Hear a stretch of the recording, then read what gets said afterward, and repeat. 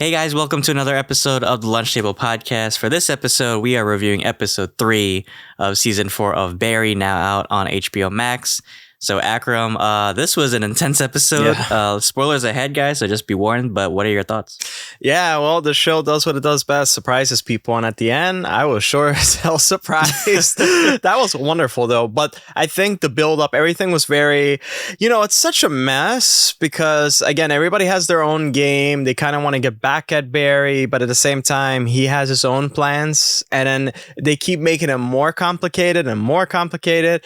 And I think everybody's screwing each other's plan without even knowing it, and I find it hilarious that that's happening. I think it's really going to build up to it's going to come to a head and something terrible might happen a little bit later on, or unless he has to get a new identity and leave the country. I also found what's really interesting. I think Sally really shined in this episode. I have some thoughts about that, but yeah. Yeah, it seems she's kind of taking over for Jean a little bit. She's kind of become the student has become the teacher in a way. I'll tell you what, I was really surprised though to see Guillermo del Toro in this episode. I was like, oh shit. I was like, who is that? Is that who I think it is? And they even call him Toro. It's so funny. Yeah, he was so funny. So guys, if you guys don't know, the podcast he was talking about was ours. And we review gadgets, dildos, all that type of stuff. So yeah, stay tuned for the reviews to come. Yeah, that was interesting. That was really funny actually. Yeah, so it seems like Hank is trying to get back into the sand business. Oh, that was so funny too. They're like, yeah. Why, they never saw Dune? I bet they'll be super excited over that. That made me think of Mad Max with the truck and everything. Instead of water is sand. Right. Well, also it seems like the Czech mafia, right? They're planning also to take back LA. Yeah. So now it's kind of Hank is forced to either retract this alliance of criminals, or he's gonna have to face backlash. Yeah, I think he's gonna go to war. I think so. I think it's no holds barred. I feel like a lot of people might die a little bit later on. I think it's okay now since this is the series finale. So for sure, I think and that's nothing new to Barry too. They went to war before, so I think he's gonna go to war.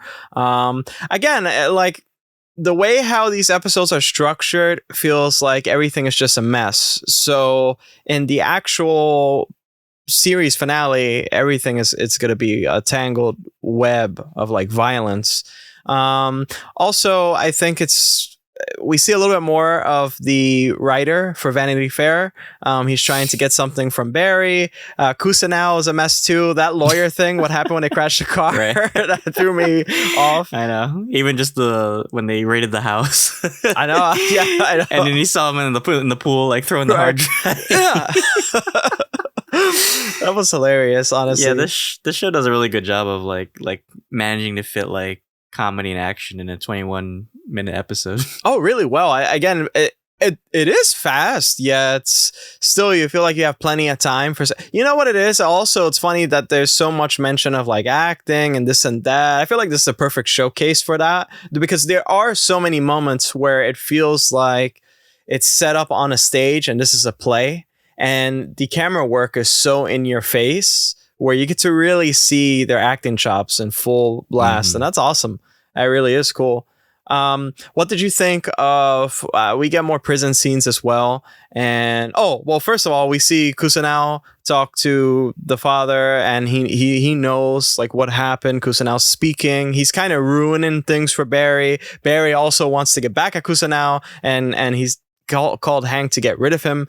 That was really interesting that Hank is he's kind of a new reformed person, especially with his new lover. He realizes different things. Tell me your thoughts on that.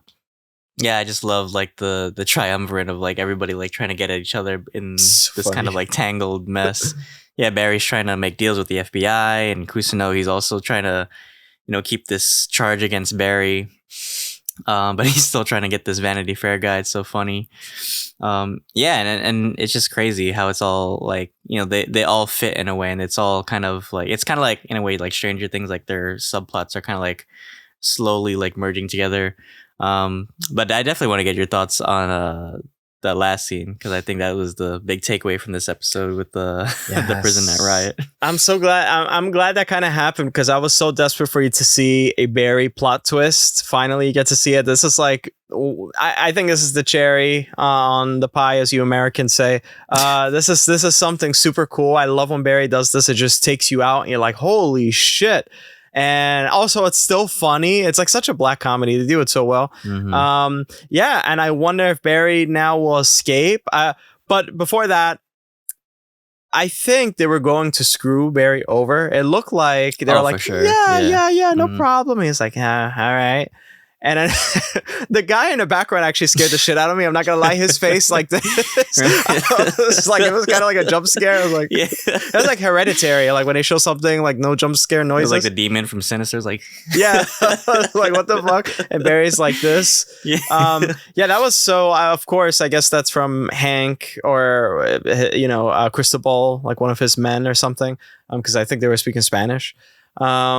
And Barry, like, he does what he does best and kills the guy. And also the guy kills everybody in the room too. Like, there's no one left. But that's a bad thing, because there's no witnesses. I hope that there was a camera in there, because it looks like the warden came in and was probably like, pin it on Barry. Yeah, that's what I'm thinking. It's like, it's making it worse, dude. It's like this guy has to go to Nebraska or something. Yeah, man. It's like, damn.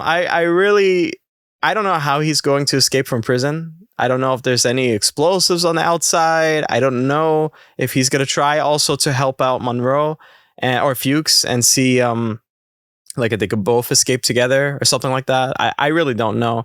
What are your thoughts?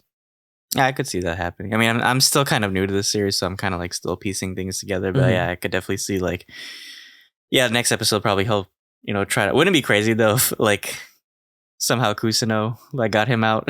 Oh, that'll be something. He uses his fake gun, his prop gun or something, and shoots somebody. That would be a twist. That would be a twist. I don't know. It's really hard. What I liked about this is each episode kind of keeps you wondering, and it's hard to make a prediction too, especially the runtime. But I think that adds a beautiful quality to the show, where the surprises just keep on coming, and the intensity also keeps on coming, and leaves your mouth like just dropped. But yeah, I would rate this episode. I think I would rate this episode like a 9 out of 10 for me. What would you rate it? I'd probably give it 8 out of 10. Yeah, for sure. Okay, cool. Yeah, well, why don't you take us away? Well, thank you guys for tuning in. If you stuck around for this review, check out our Barry's episode 1 and 2 for season 4 reviews. Check out our Succession reviews. We're also still covering that on HBO Max as well. We have so much content, so many movies and TV shows. Get ready, because summer is just around the corner, and we will be covering a lot of game show events, so stay tuned for that. Thank you guys so much, and until then, thanks for having lunch with us. See you guys.